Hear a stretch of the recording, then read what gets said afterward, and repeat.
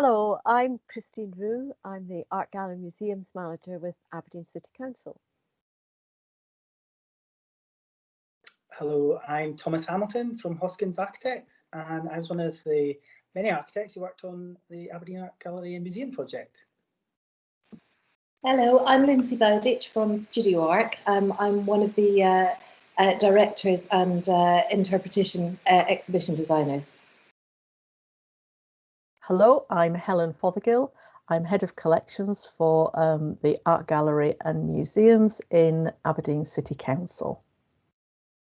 So we're going to ask a series of questions and we're going to have a little chat about different topics around the entire project.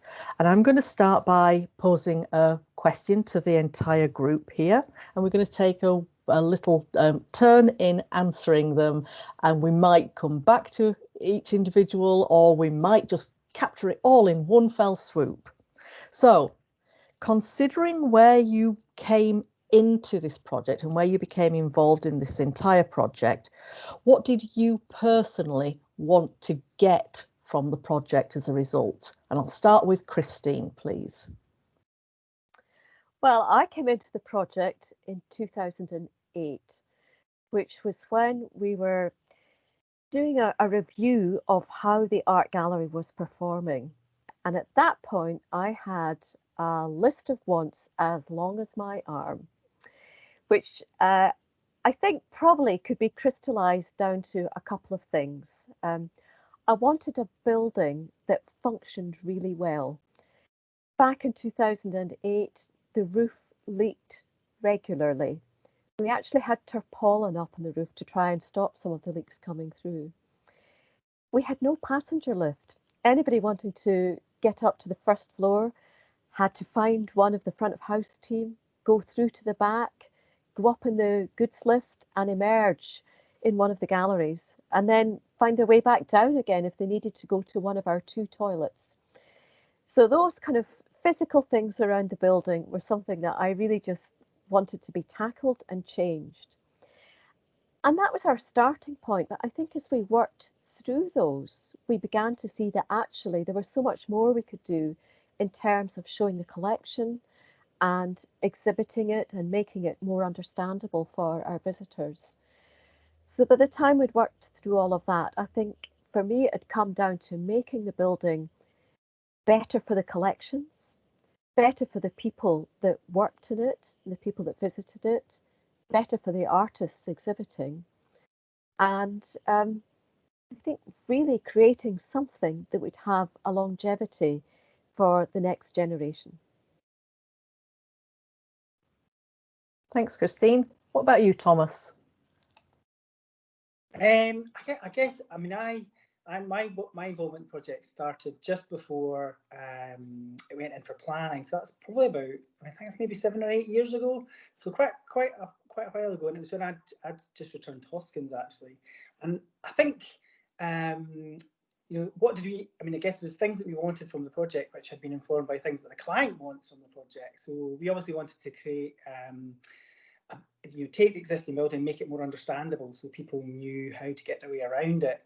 We wanted to create more space for the artwork, so create a new gallery on the top floor, make the most of the galleries that existed, and then address a lot of the issues that Christine's highlighted there, like the environmental conditions, the back of house, so where the staff worked, access in terms of lifts and stairs, etc. So there's all those practical things which I think we've addressed, but there's another layer which I think you bring as an architect actually, and that's you've got a historic building here. It is a piece of architecture. So what am I bringing? What's the new thing that we're bringing on top of that? And I think, me personally as an architect, what I wanted to do was create a I guess a wonderful piece of architecture, a new layer on an amazing set of old buildings. And I wanted that to be rigorous, I wanted it to be consistent, and I wanted to hopefully create something which would be a legacy for Aberdeen City Council, for the galleries, and for me personally and for our practice, a wonderful building which fulfills all the needs of the client, but also adds something to the conversation about architecture, historic architecture, the city, and just the general discourse of architecture. So I think that was. I mean, it sounds quite high, but those as a as an architect, those are often our aims. They seem a bit lofty, but I think you have a supportive client, we can hopefully do all the practical things, but bring another layer. And I think that's the art, and maybe sometimes we're afraid to say it. That's the beauty of architecture, hopefully. So. Lovely, thanks, Thomas.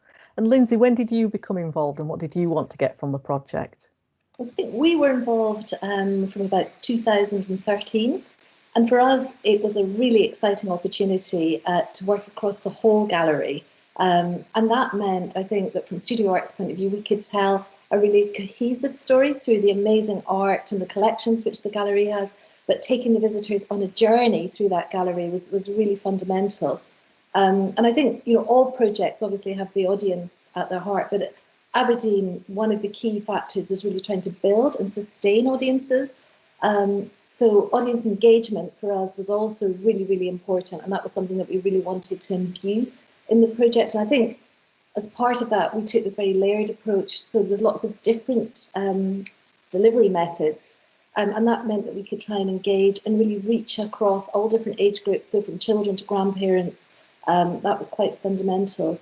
And I think the other thing that we were very interested in right from the start was the opportunity of digital and social media technology, and trying to integrate that really meaningfully into the experience. So those were all kind of driving factors for us as we went through the project. Thanks. I'm going to throw in my two penn'orth as well, just a little bit. I came in around the same time that Lyndsey and Studioarc came into the project. And really what attracted me to the project in the first place in 2013 was the idea of opening the gallery up in a more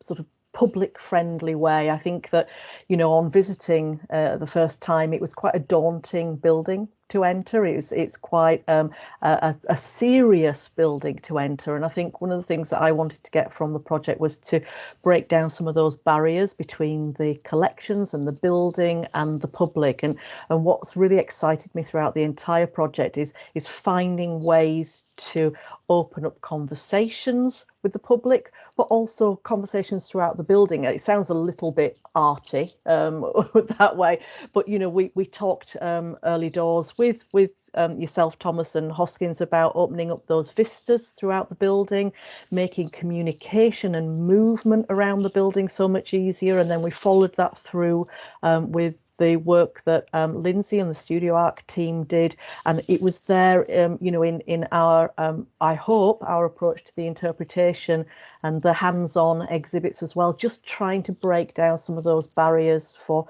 people who might feel a little bit daunted by this serious world of art. Does anybody need to add anything to that? Would anybody like to come back?